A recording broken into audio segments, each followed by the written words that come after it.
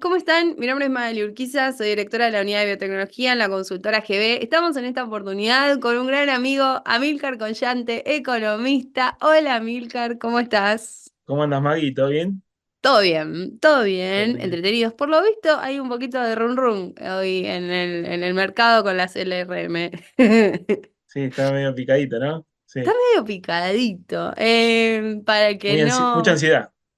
Mucha ansiedad, mucha Sí, ansiedad. Con LRM yo me refería a las letras de regulación sí. monetaria. Em, Básicamente son letras emitidas por el Tesoro garantizadas por el Banco Central.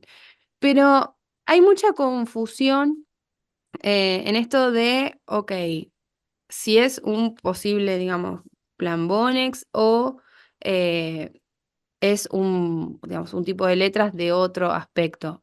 ¿Nos podrías comentar un poquito al respecto, Amilcar? Sí, no, para sacar un poco, o sea, quizás los aspectos técnicos son muy puntuales, ¿no? Pero en realidad hay que marcarlo en el programa de gobierno que fue muy claro en cuanto al saneamiento del Banco Central, o sea, en que había en diciembre tres bases monetarias, equivalente a tres bases monetarias en pasivos remunerados. El gobierno fue licuando un poco eso, una parte pasó al Tesoro, pero ahora queda un stock cerca de 15 billones de pesos más o menos, y lo que va a hacer es emitir esta letra, y lo que le va a permitir es pasarla al tesoro y ya que no esté dentro del balance, con lo cual quita lo que es esa emisión endógena que tanto no habíamos hablado, ¿no? El cuasi fiscal en su momento, que eso implica, ¿no? Esa emisión endógena que directamente después se traducía en que había mucha presión inflacionaria.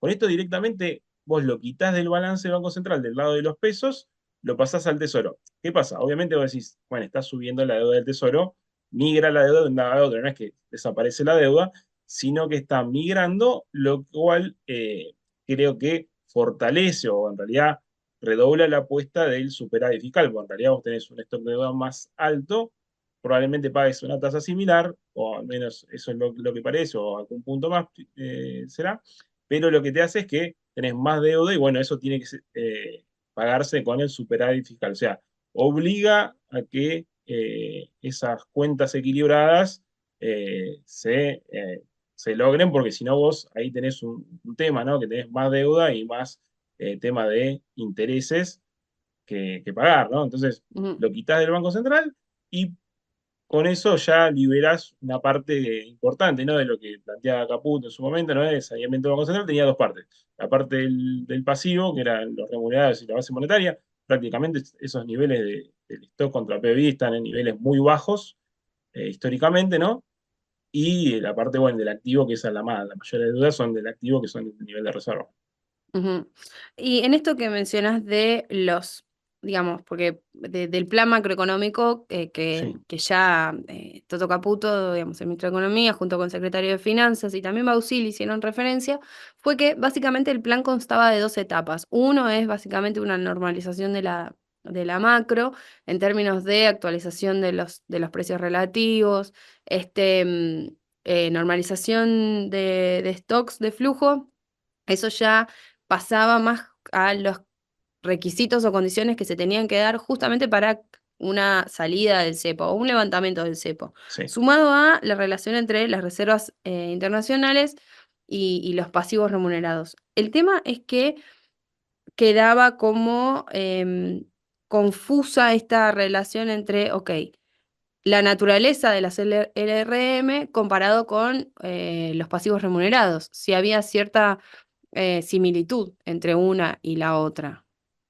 Sí, en realidad o sea, obviamente que vos, todo lo que sea deuda, si vos lo consolidás, o sea, lo debe el gobierno y si hay problemas con eso, atrás va a estar el Banco Central. Entonces, creo que en realidad el ancla fundamental para esto, o sea, vos tengas un papel que se llame, no sé, el EVAC, el I, o en este caso el RM, el tema es el ancla fiscal. Y eso creo que es lo que apuntala todo el programa. Si vos tenés ancla fiscal, después, obviamente vas a tener capacidad de pago para esas letras y no va a haber dudas sobre ese aspecto. Sí, por eso creo que uno de los pilares del programa es eso, y obviamente en un contexto de déficit fiscal o que las cuentas no cierren y se incrementa la confianza, porque vayamos a lo concreto, ¿no? El gobierno arranca con niveles de credibilidad de Argentina en sí muy bajos y con una demanda de pesos muy caída, ¿no? O sea, muy, muy baja. Entonces, obviamente que siempre está el fantasma, ¿no? De, che, con lo que pasó en el 2018, la LEVAC, corrieron todos a el dólar y demás. O sea, en sí vos tenés un instrumento que, o sea, tiene que estar garantizado por ese aspecto, ¿no? Que vos te comprometés a un superávit fiscal y obviamente que también hay una cuestión de que tiene que subir, ¿no? La credibilidad del gobierno ante esa política. Ahora, todavía está en duda eso porque el gobierno hizo un esfuerzo muy grande, pero todavía la credibilidad parece que no aparece. Pero en sí creo que está ese fantasma, ¿no? De decir, bueno, pero si te corren contra estas letras, pasa algo similar eh, que pasaba anteriormente.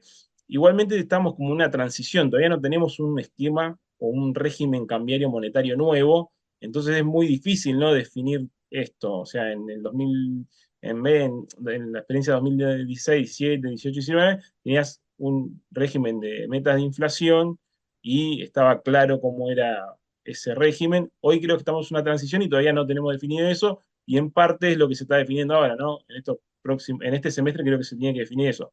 Cómo salir del cepo y a qué régimen monetario cambiario vas, y, y esto va a ser clave, ¿no? En ese aspecto. Ujú. Y a ver, históricamente Argentina no tiene un récord de justamente tener superávit primario y financiero en un momento donde no está en default, porque hoy Argentina no está en default.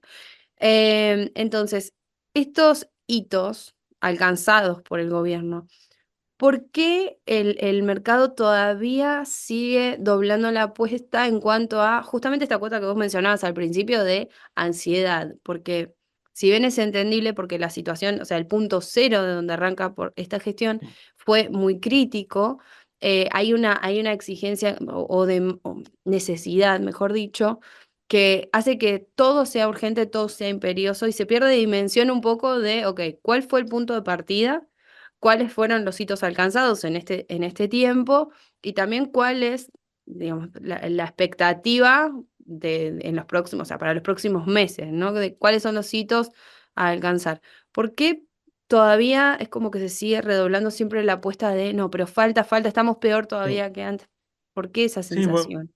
creo que el mercado tiene dos cuestiones, una con respecto al pasado y una cuestión puntual que es el cepo cambiario. Con respecto al pasado, que creo que es muy reciente, la experiencia de Macri, con lo cual ahí tuviste un impacto muy importante. O sea, Argentina colocó mucha deuda en el mercado internacional, hubo mucho ingreso de capitales y el acceso al endeudamiento fue muy acelerado y eso no terminó bien y eso el mercado lo tiene. O sea, los fondos y todos los inversores tienen eso en la memoria, aunque eso es de corto plazo, ¿no? En el largo plazo capaz que o mediano plazo se puede borrar, pero bueno, te exigen hacer los deberes. Y otra, porque la cual el mercado creo que ahora le está pidiendo la resolución, es el control de cambio. O sea, no hay muchos países que tengan control de cambio de la magnitud que tiene Argentina y obviamente le exigen decir, bueno, si vas a invertir, obviamente vos querés tener una entrada, pero saber cuándo podés salir. Entonces eso no está garantizado en Argentina. Después, más de mediano plazo, está el tema político, electoral, que, bueno, siempre la elección, o sea, todos los mercados emergentes, la política domina gran parte de las decisiones de inversión, del flujo importante de fondos, eh, está basado en eso, ¿no? Que cuando hay riesgo político, huyen los capitales, bueno, cuando ven alguna garantía o más seguridad jurídica, puedes tener ese ingreso. Pero creo que la pregunta acá, o sea, porque el pasado no puedes cambiar, es hacer los deberes y ir a un levantamiento del cepo. Porque en realidad, si te comparás con otros países, si no mirás el nombre del país y mirás, bueno, las cuentas equilibradas, o sea, tenés balanza comercial positiva, para el mediano plazo tenés muchas exportaciones que pueden venir por el lado de minería, energía y demás, y tenés en realidad, o sea, bueno, un FICO que se está equilibrando, y bueno, pero tenés un control de cambio, que eso no es común, o sea, al nivel que tiene Argentina, que está controlada las importaciones, las exportaciones, o sea, tenés muy cerrada esa parte, y también si no tenés forma o garantía de cómo vas a salir o remitir utilidades o los dividendos, es más difícil. O sea, el capital prefiere ir a otros refugios, aunque el riesgo compense o el rendimiento de riesgo compense. O sea, prefieren ir a Mm, algo más seguro. Entonces, creo que esa es la cuestión, ¿no? Un poco prontuario, ¿no? De decir, bueno, con Argentina ya nos quemamos, y otra que tiene una cuestión anómala que nosotros lo tomamos como común, porque tenemos hace 4 años este cepo, entre 2011 y 2015 tuvimos cepo, entonces como que nosotros lo normalizamos algo que para el resto del mundo no es así, pero no hay que irse tan lejos. En toda la región, pese a que son economías no desarrolladas y las economías latinoamericanas, mm, tuvieron esa pelea contra la inflación y también tuvieron el levantamiento de todos esos controles o tipo de cambio múltiple. Eso suena más a 80, ¿no? En Latinoamérica, pero Argentina se quedó y bueno, y no pudo con eso todavía y bueno, tiene que dar ese paso. sí. Una de las cosas que habíamos notado en las últimas presentaciones o disertaciones, del presidente, de Javier Milei, como del ministro de Economía y digamos, diferentes personas del gabinete, fue esta cuestión de, ok, nosotros estamos justamente armando o tratando de acomodar todas las condiciones necesarias en el aspecto macroeconómico, en términos ya sea de leyes, de estructuras, pero indefectiblemente se necesita, y sobre todo, se necesita del aporte y de la inclusión y el trabajo del sector privado justamente que se involucre en este proceso, que no sea digamos, parte de la audiencia, sino uno de los actores, o mejor dicho, el actor principal en conjunto con el sector público. ¿En qué medida ves esto ocurriendo? Porque este justo run run que mencionamos al principio viene mucho del sector también privado, que es como, bueno, acomodame todas las variables, digamos, en el aspecto normativo de las variables macroeconómicas, y yo hasta que eso no pase, no voy a accionar. ¿Cómo lo ves, digamos, involucrándose? ¿Lo ves a distancia o ya participando activamente? Sí, en realidad, bueno, creo que hay un puente que no que es este esquema de RIGI, quizás le da bastante beneficio Ujú, a empresas para que se puedan eh, invertir ya con esta economía que todavía no está totalmente saneada y con una presión impositiva muy alta, pero en realidad, o sea, tendría que ser esa la normalización para toda la economía, ¿no? Una carga impositiva más baja, mayor desregulación. Ahora es como un saco a medida y bueno, probablemente esa parte, ese sector privado, esos sectores son los que pueden hacer punta. El resto, o sea, primero viene, obviamente en un año recesivo, con que la carga impositiva del gobierno en sí tuvo que aumentar, por ejemplo, el impuesto país y no pudo bajar algunos impuestos que a futuro probablemente como retenciones y demás pueda llegar a bajar, o impuesto al cheque, son muy nocivos, ¿no? Para la economía. Ahí se podría incorporar a esta ola, ¿no? De aporte o ayuda, ¿no? Del privado, o sea, como mi ley te plantea, yo te arreglo la macro, no me voy a meter en la micro, pero bueno, ayúdenme a que esto se revierta. Creo que el puntapié inicial lo puede tener por el lado de esas empresas, ¿no? Las empresas que están involucradas, que son grandes inversiones por este esquema particular que es el RIGI. Así que en realidad creo que le piden más medidas, que en realidad estaban en el DNU y demás, y ahora realmente se conoce que también que Estudiantes está trabajando por una mayor quita de regulación de la economía, de normas y todas las burocráticas que no permiten invertir rápidamente o le facilitan las cosas a las empresas. Creo que todavía la ven medio de lejos por esa cuestión. Y bueno, mm, también está ese tipo de ansiedad de decir, bueno, vos me dijiste que me ibas a dejar una macro ordenada y se pone un poco más la ansiedad o la vara más alta que con otros gobiernos.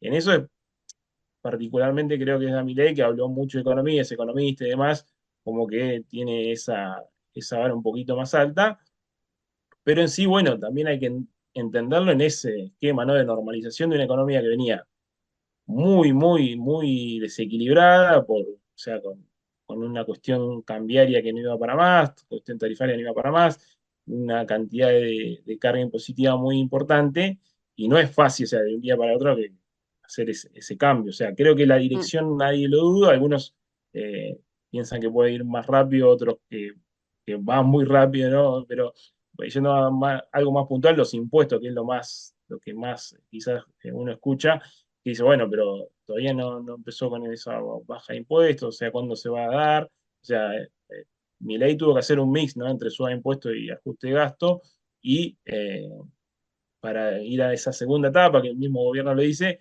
creo que primero tiene que consolidar un año de orden fiscal y después puede ir con la economía recuperando, ir quitando la carga impositiva, pero bueno, está eso, ¿no? Esa ansiedad para decir, bueno, sacame todo ya, pero bueno, también del otro lado, el gobierno es consciente que se puede financiar el Estado y no quiere ir nuevamente al déficit. O sea, sabemos que Mm. por ese lado no va a ser la respuesta del gobierno. Sí, sí, a los 6 meses, digamos, 6, 7 meses ya de gobierno estamos todos así esperando re ansiosos, ya cercano al año directamente, no sé, prendemos fuego todo, es como Por cuando eso están las sí, señales, más concreta, y creo claro. que es un poco también o sea, un poco puede ser que el gobierno, o sea, lo planteó en campaña algo como que lucía o sonaba más fácil, y bueno, no, o sea, obviamente que la realidad es bastante más compleja, y claramente, bueno, por eso Argentina hace años que está en esta situación. La dirección va en ese sentido, pero bueno, en el medio hay muchos obstáculos, ¿no? Es Para el que hay gobierno para una, llegar a hacerlo. sí, es que, perdón, Amílcar, hay que te Sí, interrumpí.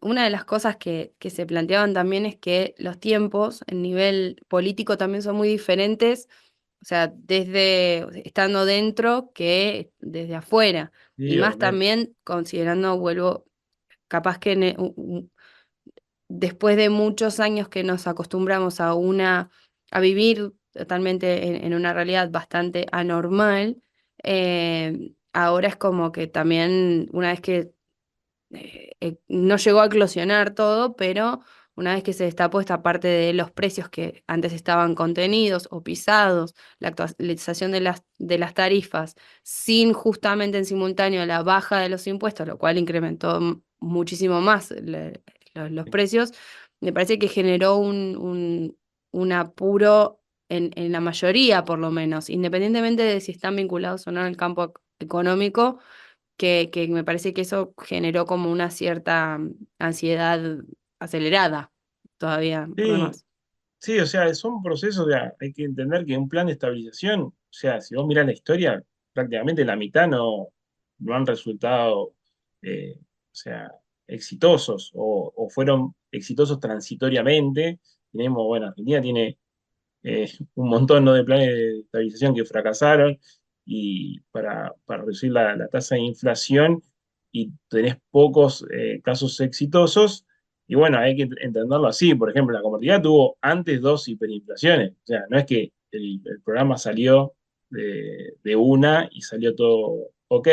O sea, después, por ejemplo, después del 2002, obviamente también la economía argentina tuvo una tasa de inflación mucho más baja, pero tuviste una super crisis donde se rompieron contratos y donde hubo, o sea, especificación asimétrica, corralito, corralón, o sea, tuvimos cuestiones muy grandes o crisis muy grandes previo a que se estabilice la situación. Milei intenta no romper contratos, ajustar precios, Mm, equilibrar, ¿no?, las cuentas fiscales y sanear el Banco Central. Es como que son muchas cosas juntas y todas están interrelacionadas, y tocas una cosa y se sale otra. Bueno, creo que quizás entiendo que el gobierno quizás cambió el orden de las cuestiones, ¿no? Uno esperaba que el cepo sea la prioridad y se levante antes que ir a la desinflación. Y ahí creo que por el lado político jugó eso, ¿no? Que cuando vieron que la tasa de inflación iba bajando un poco, quizás le encontró el gustito eso y empezó a apurar la desinflación. De hecho, vos lo escuchás a Caputo y habla que priorizamos la desinflación, y eso es por sobre el levantamiento del cepo. Pues todos esperamos, si no, más tasa, o sea, una tasa de inflación de dos dígitos durante más tiempo, y quizás recién cuando abras el cepo bajar la inflación. Esto como claro. revertieron el orden, y estamos en eso, ¿no? Es como algo medio nuevo, y en realidad como vos no soltaste todos los precios, o sea, y no abriste el cepo, te queda un remanente de precios que tenés que soltar. Y bueno, hay que ver el equilibrio entre eso, ¿no? Entre cuando hagas esa unificación o convergencia del cepo, cómo soltás esa inflación y cómo quedan las variables. Ujú. Bueno, y muchas gracias, Amílcar, por este tiempo. Por favor. Hace un montón que no te veía, un amigo, y te guardo muchísimo, muchísimo cariño. Quería hacerte una última pregunta, Amílcar. Respecto más que nada a los bonos, por ejemplo, en el ámbito de Sí, renta fija. Los bonos que están en el tramo largo de la curva. En esta, digamos, nosotros entrevistamos a Pedro Seabra Serrate, en donde él marcaba que dentro de un escenario muy pesimista, los bonos que estaban en el tramo largo de la curva eran los que mejor proyección tenían, ya que lograban absorber y captar mucho mejor las condiciones del mercado. Bajo estas condiciones que se están dando hoy, digamos, Sí. ¿los ves también direccionados en el mismo rumbo, digamos, como una buena opción? Sí, bueno, es bastante difícil, ¿no? Pero bueno, si tenemos que, insisto con lo mismo, ¿no? O sea, hoy tenés un mercado que te pide respuestas sobre ese tema del cepo y yo entiendo que, bueno, obviamente esos bonos de largo plazo van a captar más ese upside, ¿no? Así que en el marco de que el gobierno no sigue pateando esa resolución del cepo, creo que esa es la noticia que es el driver. O sea, pues si no decís, bueno, los bonos tocaron 60 y después bajaron, ahora pagan el cupón y demás, ¿qué va a hacer la gente? Y creo que el driver, tanto para el crecimiento de la economía como para que los bonos superen ese techo, creo que la conclusión más clara es que el cepo implica que tenés un techo ahí y tenés que romperlo. Al menos vos tenés que hacer un anuncio y si gradualmente lo vas desmantelando, tenés un anuncio en un momento y decir, bueno, esto en 2 o 3 meses, o sea, no dar una fecha, porque tampoco creo que no es Sí. la exigencia, sino que decir que el mercado vaya viendo que se van levantando restricciones semana a semana, mes a mes, y que en un momento vea, de hecho ya se hay un anuncio de baja de impuesto país y demás, o sea, que vaya viendo un camino o que le vaya balizando el gobierno ese camino y creo que ahí sí el mercado va a comprar. O sea, ahí Ujú, vamos a ver si vuelve, ¿no? ese flujo. Que en realidad, bueno, hay que enmarcarlo también que tuvo su rally muy importante. O sea, los bonos pasaron de 20, 25, tocaron 60. O sea, es muy grande la ganancia, o sea, la toma de ganancias natural. Y ahora creo que le pide un poco más de respuesta para hacer un segundo suba, pero mucho más corta, obviamente, pero rompiendo ese techo previo. ujú. Perfecto. Bueno, muchísimas, Bueno, muchísimas gracias, Amilcar. Y no te pregunté nada de bio, así que te ahí está vos. salvaste. No, ahí te salvaste, porque yo voy a Sí, empezar a recolectar opiniones de mi sector. Así que bueno, pero bueno, muchísimas gracias, Amilcar, un placer. dale, un abrazo grande.